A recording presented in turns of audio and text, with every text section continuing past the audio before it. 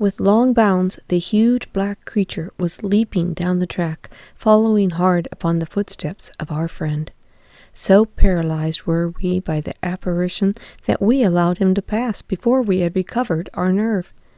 Then Holmes and I both fired together, and the creature gave a hideous howl, which showed that at least one had hit him. He did not pause, however, but bounded onwards. Far away on the path we saw Sir Henry looking back, his face white in the moonlight, his hands raised in horror, glaring helplessly at the frightful thing which was hunting him down. But that cry of pain from the hound had blown all our fears to the winds. If he was vulnerable, he was mortal, and if we could wound him, we could kill him. Never have I seen a man run as Holmes ran that night. I am reckoned fleet of foot, but he outpaced me as much as I outpaced the little professional. In front of us, as we flew up the track, we heard scream after scream from Sir Henry and the deep roar of the hound. I was in time to see the beast spring upon its victim, hurl him to the ground, and worry at his throat. But the next instant Holmes had emptied 5 barrels of his revolver into the creature's flank.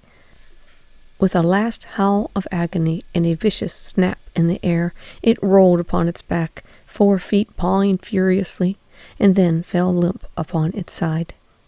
I stooped, panting, and pressed my pistol to the dreadful shimmering head, but it was useless to pull the trigger. The giant hound was dead. Sir Henry lay insensible where he had fallen. We tore away his collar, and Holmes breathed a prayer of gratitude when we saw that there was no sign of a wound, and that the rescue had been in time. Already our friend's eyelids shivered, and he made a feeble effort to move. Lestrade thrust his brandy flask between the baronet's teeth, and 2 frightened eyes were looking up at us. "My God," he whispered, "what was it? What in heaven's name was it?" "It's dead, whatever it is," said Holmes. "We've laid the family ghost once and for all." In mere size and strength it was a terrible creature which was lying stretched before us. It was not a pure bloodhound, and it was not a pure mastiff, but it appeared to be a combination of the two, gaunt, savage, and as large as a small lioness. Even now, in the stillness of death, the huge jaw seemed to be dripping with a bluish flame, and the small, deep-set, cruel eyes were ringed with fire. I placed my hand upon the glowing muzzle, and as I held them up, my own fingers smoldered and gleamed in the darkness. "Phosphorus," I said. "And a cunning preparation of it," said Holmes, sniffing at the dead animal. "There is no smell from the mixture which would have interfered with his power of scent. We owe you a deep apology, Sir Henry, for having exposed you to this fright. I was prepared for a hound, but not for such a creature as this, and the fog gave us little time to receive him." "You have saved my life." "Having first endangered it. Are you strong enough to stand?" "Give me another mouthful of that brandy, and I shall be ready. So, now, if you will help me up, what do you propose to do?" "To leave you here. You are not fit for further adventures tonight. If you will wait, one or other of us will go back with you to the hole."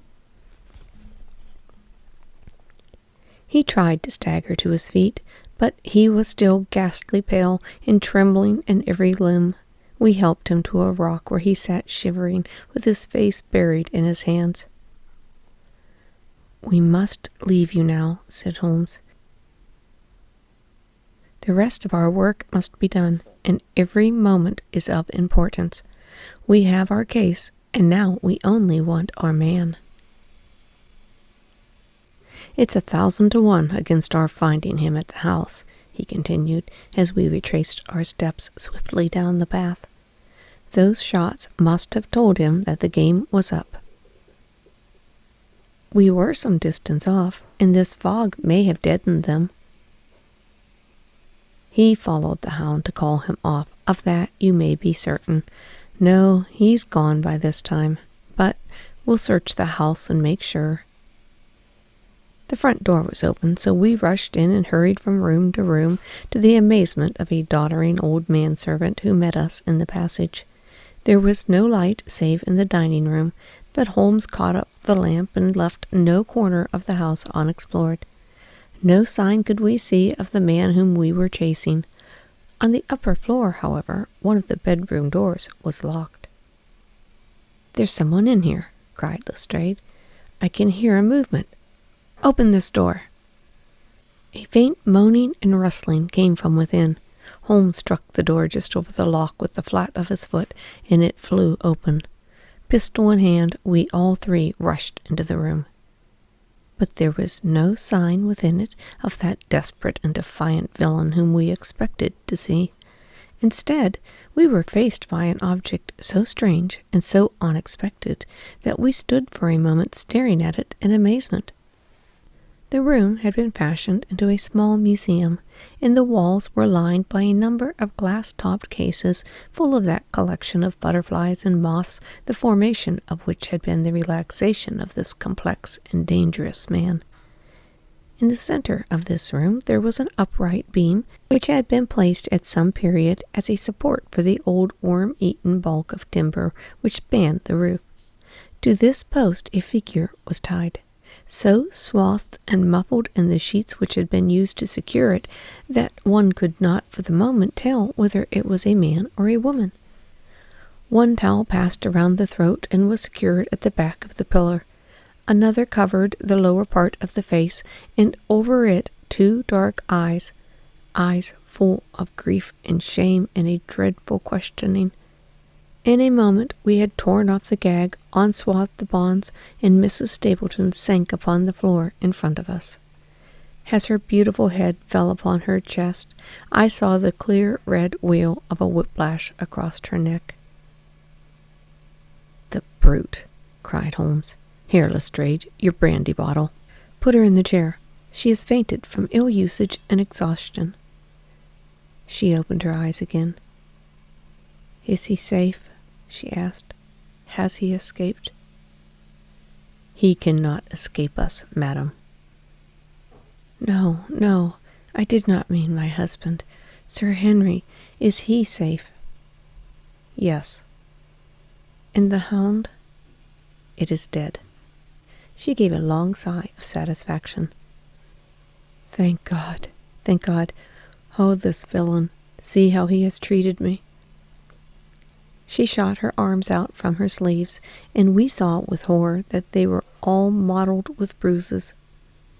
"But this is nothing, nothing. It is my mind and soul that he has tortured and defiled. I could endure it all, ill usage, solitude, a life of deception, everything, as long as I could still cling to the hope that I had his love. But now I know that in this also I have been his dupe and his tool." She broke into passionate sobbing as she spoke. "You bear him no good will, madam," said Holmes. "Tell us, then, where we can find him. If you have ever aided him in evil, help us now and so atone." "There is but one place where he can have fled," she answered. "There is an old tin mine on an island in the heart of the mire.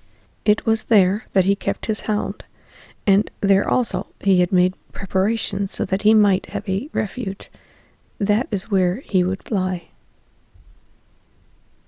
The fog bank lay like white wool against the window.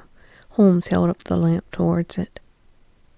"See," said he, "no one could find his way into Grimpen mire tonight." She laughed and clapped her hands. Her eyes and teeth gleamed with fierce merriment. "He may find his way in, but never out," she cried. "How can he see the guiding wands tonight?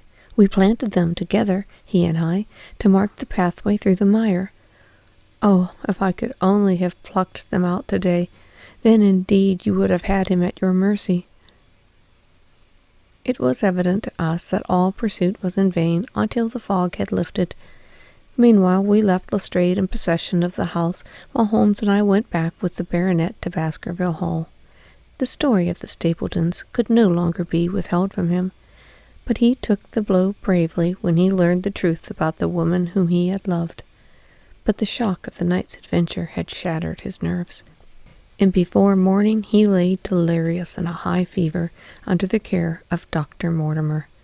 The two of them were destined to travel together round the world before Sir Henry had once more become the hale, hearty man that he had been before he became master of that ill-omened estate. And now I come rapidly to the conclusion of this singular narrative, in which I have tried to make the reader share those dark fears and vague surmises which clouded our lives so long, and ended in so tragic a manner. On the morning after the death of the Hound, the fog had lifted, and we were guided by Mrs. Stapleton to the point where they had found a pathway through the bog.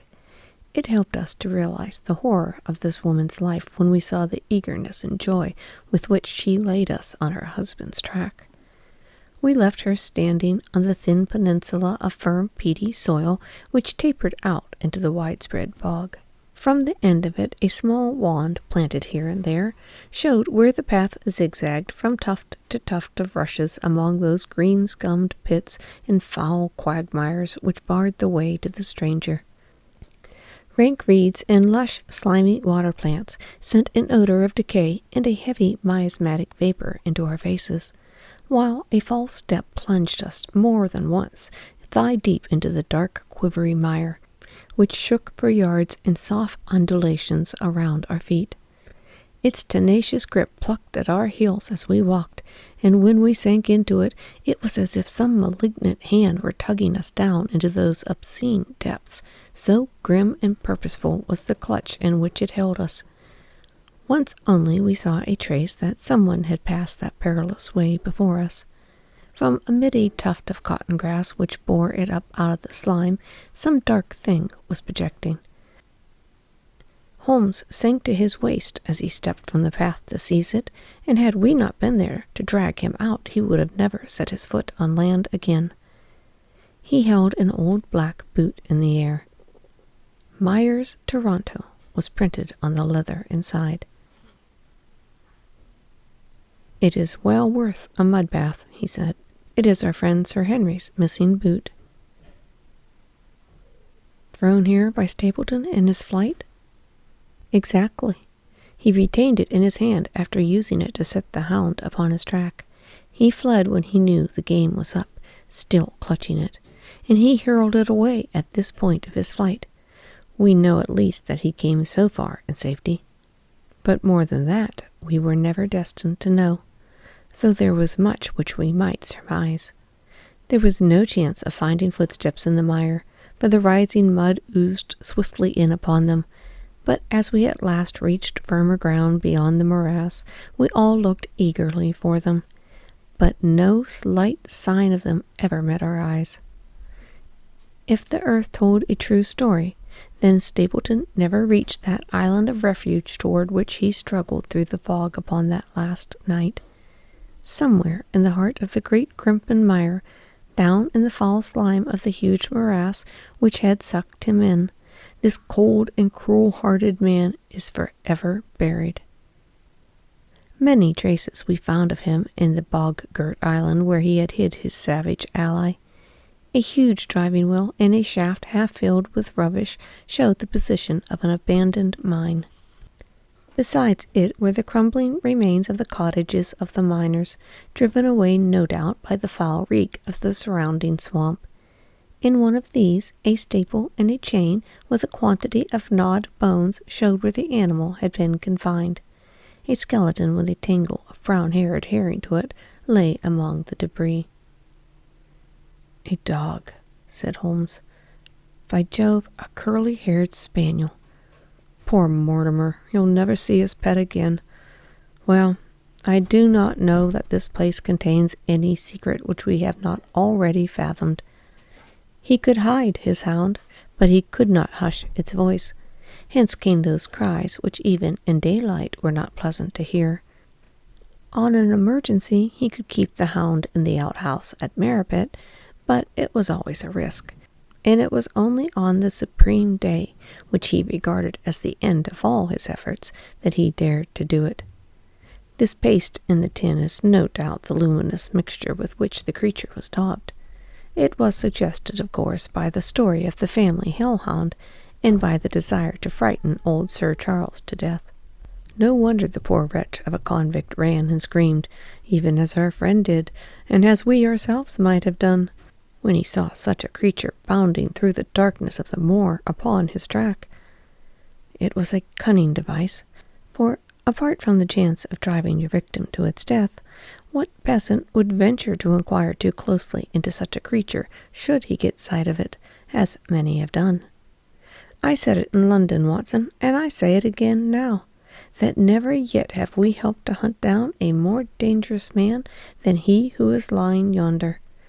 He swept his long arm towards the huge mottled expanse of green-spotched bog, which stretched away until it merged into the russet slopes of the moor.